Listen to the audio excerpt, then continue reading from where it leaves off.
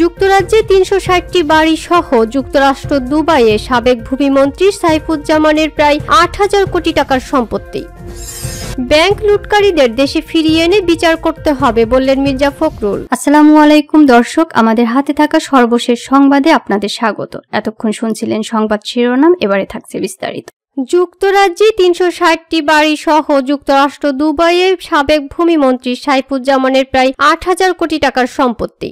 যুক্তরাজ্যের ৩৬০টি, যুক্তরাষ্ট্রের ৯টি, দুবাইয়ে ৫৪টি বাড়ি ও অ্যাপার্টমেন্ট রয়েছে সাবেক ভূমিমন্ত্রী সাইফুজ্জামানের। এছাড়া বাড়ি রয়েছে সিঙ্গাপুর, মালয়েশিয়াতেও। সাবেক ভূমিমন্ত্রী সাইফুজ্জামান চৌধুরী যুক্তরাজ্য, যুক্তরাষ্ট্র, আরব আমিরাতে গড়ে তুলেছেন সম্পদের পাহাড়। আর এই সবই জানতেন গণ অভ্যুত্থানে ক্ষমতাচ্যুত প্রধানমন্ত্রী শেখ হাসিনা।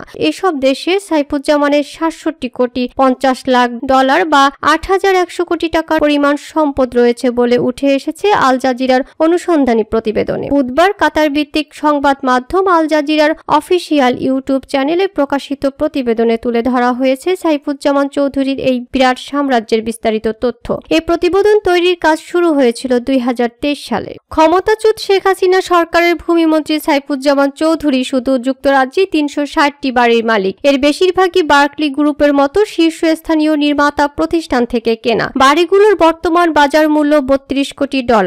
বাংলাদেশি টাকায় এই অর্থের পরিমাণ দাঁড়ায় ৩,৮২৪ কোটি টাকার বেশি। এর বাইরে যুক্তরাষ্ট্র ও দুবাইও তার সম্পদ রয়েছে। কাতার ভিত্তিক আন্তর্জাতিক সংবাদ প্রচার মাধ্যম আল জাজিরার এক অনুসন্ধানী প্রতিবেদন এসব তথ্য উঠে এসেছে। বুধবার ১৮ সেপ্টেম্বর রাতে দ্য মিনিস্টার্স মিলিয়ন্স শিরোনামের অনুসন্ধানী প্রতিবেদনটি প্রকাশ করেছে আল জাজিরা। অনুসন্ধান করেছে আল জাজিরার অনুসন্ধানী দল আই ইউনিট। প্রতিবেদনে বলা হয়, সাবেক ভূমিমন্ত্রী সাইফুজ্জামান লন্ডনের বাইরে ২০২০ সালের মধ্যে অন্তত ৫৪টি সম্পদের মালিক হন। যুক্তরাষ্ট্র তার সম্পত্তি আছে, সেখানে তিনি ৯টি বিলাসবহুল অ্যাপার্টমেন্ট কিনেছেন। এর মধ্যে ৫টি ম্যানহাটন সহ নিউ ইয়র্কের প্রধান এলাকায় এবং ৪টি নদীর ওপারে নিউ জার্সিতে। প্রতিবেদনে বলা হয়, সাইফুজ্জামান দেশের বাইরের এত পরিমাণ সম্পদ তার নির্বাচনী হলফনামা ও ট্যাক্স ফাইলে গোপন করেছেন।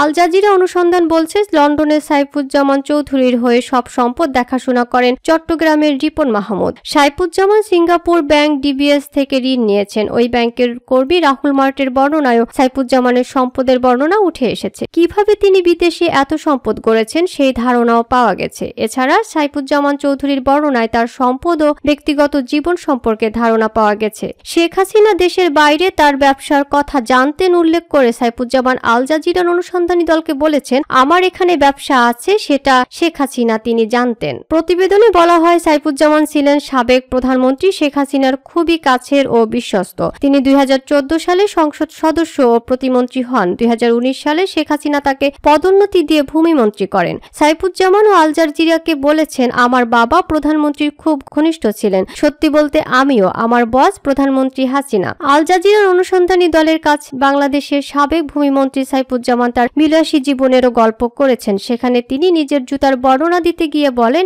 এটা টেইলর মেডের জুতা। আমি হেয়ারড্রেসেও কাস্টমস মেড জুতা অর্ডার দিয়েছি। এটি তৈরি হতে ৪ মাস সময় লাগে। আমি কিনেছি প্রতিটি ৩,০০০ পাউন্ডেরও বেশি দিয়ে। যুক্তরাজ্যে বাড়ি কেনার জন্য সাইফুজ্জামান বিভিন্ন কোম্পানি তৈরি করেছেন। ২০১৬ সাল থেকে ২০২১ সালের মধ্যে তিনি দেশটিতে ২৬৫টি বাড়ি কিনেছিলেন। ২০২২ সালে তিনি কিনেছেন ৮৯টি বাড়ি। সব মিলিয়ে যুক্তরাজ্যে তার বাড়ি রয়েছে ৩৬০টি, যার দাম ২৫ কোটি ডলার, বাংলাদেশি মুদ্রায় প্রায় ৩,০০০ কোটি টাকা। সাইফুজ্জামান ২০১৪ সালে হাসিনা সরকারের ভূমি প্রতিমন্ত্রী এবং ২০১৯ সালে ভূমিমন্ত্রীর দায়িত্ব পান। এ পদে তিনি ছিলেন ২০২৪ সালের ১১ জানুয়ারি পর্যন্ত। প্রতিবেদনে গোপন ক্যামেরায় ধারণ করা ভিডিওতে দেখা যায়, সাইফুজ্জামান চৌধুরী যুক্তরাজ্যে তার একটি বিলাসবহুল ও অত্যন্ত নিরাপত্তা বেষ্টিত ৫তলা বাড়ি ঘুরিয়ে দেখাচ্ছেন ছদ্মবেশী অনুসন্ধানী সাংবাদিকদের।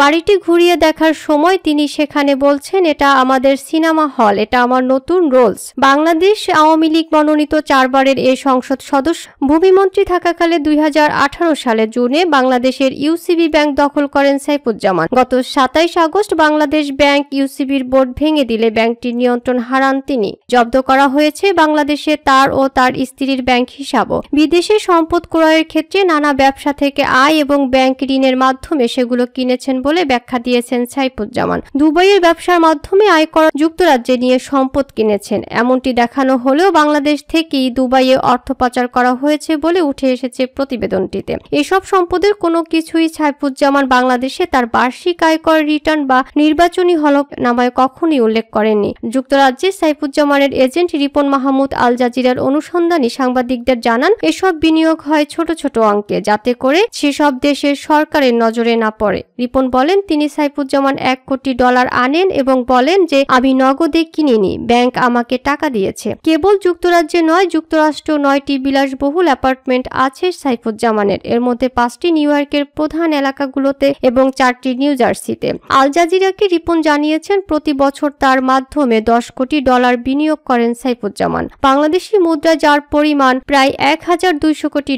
এসব অর্থ পাচার এবং বিদেশে বিনিয়োগের জন্য সেসব দেশের ব্যাংক কর্মকর্তা, ফাইন্যান্সার, আইনজীবী, রিয়েল এস্টেট কোম্পানি এজেন্টের সঙ্গে নিয়ে একটি নেটওয়ার্ক গড়ে তুলেছিলেন সাইফুজ্জামান। মধ্যপ্রাচ্যের দেশ সংযুক্ত আরব আমিরাত ও দুবাইয়ে সাইফুজ্জামানের রয়েছে অঢেল সম্পদ। সেখানে তার ও তার স্ত্রী রুকমিলান রামানের নামে রয়েছে প্রচুর সম্পত্তি। যুক্তরাজ্যের বাড়িতে বসে আল জাজিরা ছদ্মবেশী সাংবাদিকদের সঙ্গে কথা বলার সময় দুবাইয়ে তার সম্পদের বর্ণনা দিয়ে সাইফুজ্জামান বলেন, আমার সিঙ্গাপুর ও মালয়েশিয়ায় বাড়ি আছে, নিউ ইয়র্ক ম্যানহাটনে আমার সম্পত্তি আছে। তিনি জানান, প্রধানমন্ত্রী শেখ হাসিনা জানতেন যে এসব দেশে তার ব্যবসা রয়েছে। এ সময় আলাপচারিতায় তিনি জুতা, স্যুট সহ বিলাসবহুল সব পণ্য কিনে থাকেন বলে জানান। 3000 পাউন্ড বা প্রায় $5.5 লাখ দামের এক একটি জুতা এবং 6000 পাউন্ড বা প্রায় $9.5 লাখ দামের এক একটি স্যুট তিনি কেনেন বলে জানান। বাংলাদেশের মুদ্রানীতি অনুযায়ী দেশের নাগরিকরা বছরে $12,000 বেশি বিদেশে নিতে পারেন না। বাংলাদেশ থেকে যুক্তরাজ্যে এত টাকা নেওয়ার পদ্ধতি বিষয়ে জানতে চাইলে তিনি বলেছেন, আমার দুবাইয়ে একটা ব্যবসা আছে, সেখানে একটা রিয়েল এস্টেটে